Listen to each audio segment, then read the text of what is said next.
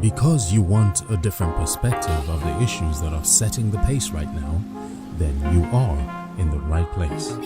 Welcome to Gidi. I am Ehe Nakimio. For some reason, there is a renewed level of consciousness about the place of Africans and people of African origin in relation to their place in the world. Why now though? What has made this moment different? Or is it really any different from past protests and revolts organized by slaves seeking freedom in the Caribbean, in Britain, or in the United States, for example, venting out in fiery outbursts from centuries of dehumanizing treatment on plantations in absolute servitude to their brutal white slave masters? Today it is also vital to shed some light on the fact that someone needs to take some responsibility for the crap that is going on in the world right now, as it impacts negatively on black populations globally. I am not an expert on the matter, but I am entitled to an opinion, and certainly being black means different things to different black people in different parts of the world.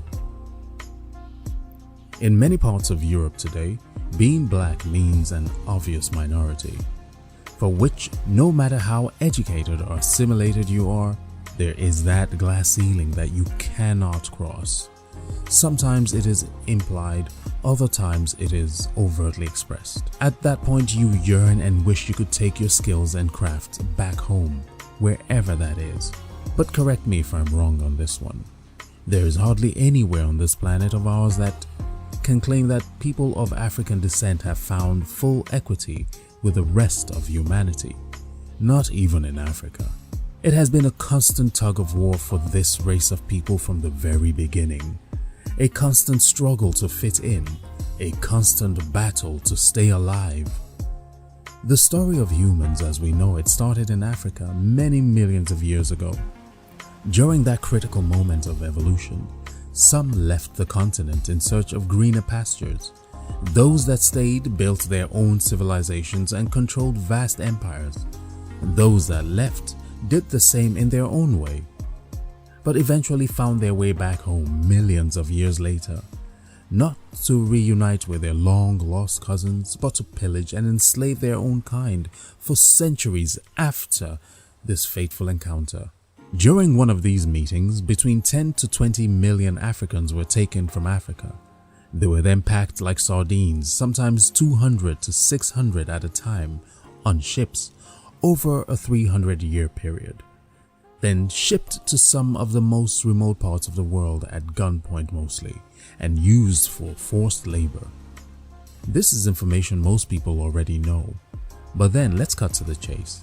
Find our way into America and skip the abolition movement, Emancipation Proclamation, leapfrog over segregation, the burning down of Black Wall Street, glaze over the lynching of African Americans and the civil rights movements that led to the death of prominent figures like Martin Luther King, and then let's just breeze past the many Pan-African black consciousness movements of the 70s. And finally, we are here in the now. So what has changed? Did the lives of Africans improve? In my opinion, not much did. Even after millions of years, nothing that would shift the world from its current axis. Each generation of the black man and the woman seems to have to carry the torch forward, so that the ones that manage to survive not getting thrown off the boat into the Atlantic Ocean would continue the fight up to the point where they will have to navigate the treacherous battle to avoid being shot and murdered by a system that is supposed to protect both their civil rights and rights as human beings. Mind you, it would be naive to say that police brutality is exclusive to American law enforcement, or that those who had been killed in the past were less important people and their lives did not matter that much. To be honest with you, it is impossible to say why things are the way they are now. According to experts like Dr. Greg Carr, an associate professor of African Studies at Howard University, the current protests over racism is beyond police brutality and the snuffing out of one man's life. It is a result of years of built-up tension and the fact that All of a sudden, a global pandemic had placed everyone on edge. Like a keg of gunpowder, all that was required was that one catalyst to set it off, and then all of a sudden the world is awoken to a movement, just as in the past, to demand for equal rights for all. That Black Lives Matter all over the world. But wait a minute, even in Africa? How does the experience of African Americans resonate with the situation and hardship in Africa? As far as I know, most African countries are run by African leadership. Besides the unfair trade deals that leave African nations poor, I can't find a direct relationship with what is happening in the West and what people are going through in Africa. Okay, I get it. Solidarity with our African brothers and sisters. That is absolutely understandable.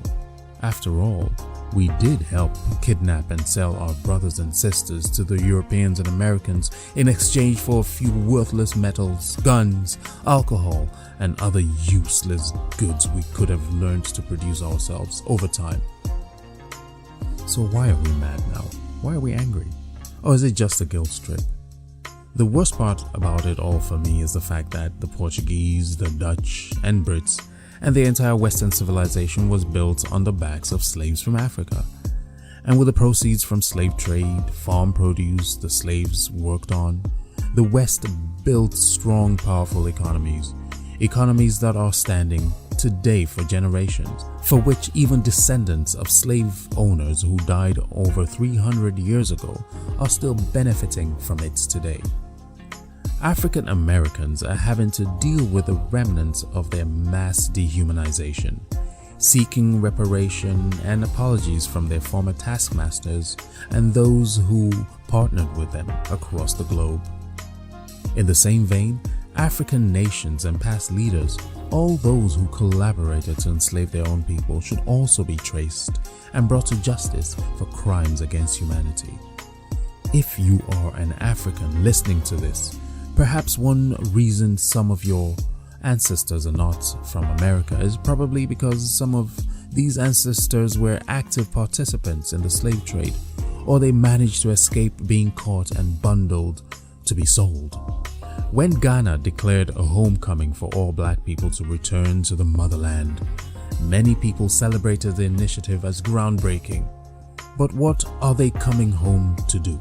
Is it to a whitewashed reality that masked the part Africans played across West Africa during this monumental sellout? Would it be time to stop fooling ourselves into believing that the Europeans acted alone? We need to take a closer look at our past. Let's go ahead and air that dirty linen in public and seek forgiveness, come what may. Okay, so now that we've gotten that out of the way, next issue. So what do you do with all the proceeds from the lucrative selling of your fellow man? Even if Europeans did not care that Africans were humans, you must have known that when your brothers and sisters left in chains, it was not for an all-inclusive holiday destination. European slave traders showed us their color from the get-go. So what made us think they had changed when they came back for a second helping during colonization? According to a wise African saying, no matter how hard the rain falls and pelts at the leopard's coat, it will never wash away its spots. European castles and great wealth was built across the West through the blood and sweat of African slaves. Great monuments attesting to that era still stand today. But what does Africa have to show for it? Again, nothing. Just as many African leaders, not all of them I must confess, had done in the past, the sellout continues. For the same worthless items in exchange for Africa's precious minerals. So what is it that Africans should really be protesting about, and to whom? African countries are the poorest and the worst managed on the planet, in spite of all the great wealth. This we know already. The death of a George Floyd, who now represents systemic injustice, is painful, and no one deserves to die in such a brutally inhumane way. But that is the least of the problems Africans must deal with. African Americans have shown time and time again they can fight the good fight and get results. Yes, Black lives matter. But in Africa, your fellow black man is the one ripping you off of a bright future. Protest about that and demand justice on that matter.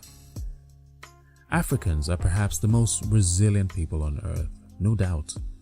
Even after everything that life has thrown at them, they are still here.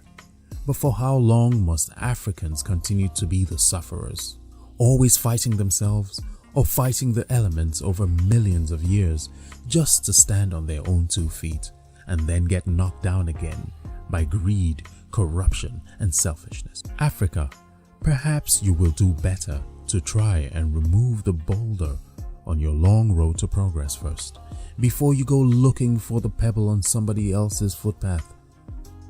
It's time to rebuild our house brick by brick and leave a lasting legacy which even our long-lost relatives will be proud to return home to. Thank you for being a part of today's episode. This is Gidi. You are in the right place. I absolutely appreciate all the great, helpful feedback the show has been getting so far.